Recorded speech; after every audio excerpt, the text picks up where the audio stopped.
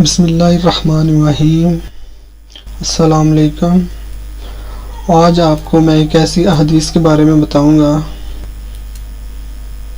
جس میں انسان کے ساتھ فرشتوں کی تعداد بتائی گئی ہے کہ ہر آدمی کے ساتھ ہر وقت کتنے فرشتے ہوتے ہیں جو اس کے کاموں کی نگرانی کرتے ہیں۔ حدیث شریف کا مفہوم کچھ اس طرح ہے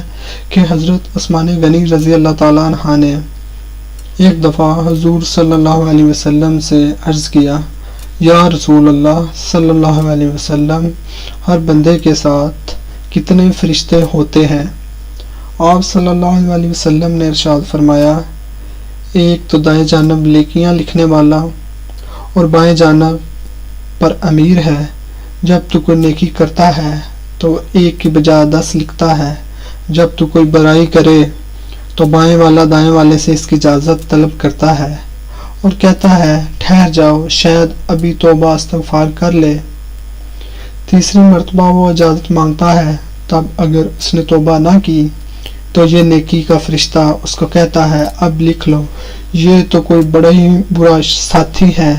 اسے خدا کا لحاظ نہیں ہے،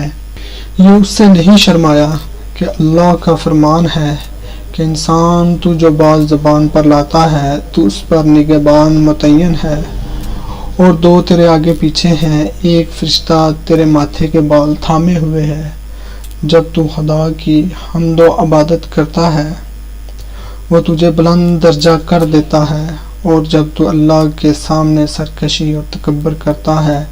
تو وہ تجھے پست اور عاجز کر دیتا ہے۔ 2 فرشتے تیرے ہونٹوں پر ہیں، جو درود شریف تو مجھ پر پڑھتا ہے وہ اس کی حفاظت کرتے ہیں۔ ایک فرشتہ تیرے منہ پر کھڑا ہے، کوئی سانپ وغیرہ جیسی چیز تیرے حلق میں نہ چلی جائے، اور 2 فرشتے تیری آنکھوں پر ہیں۔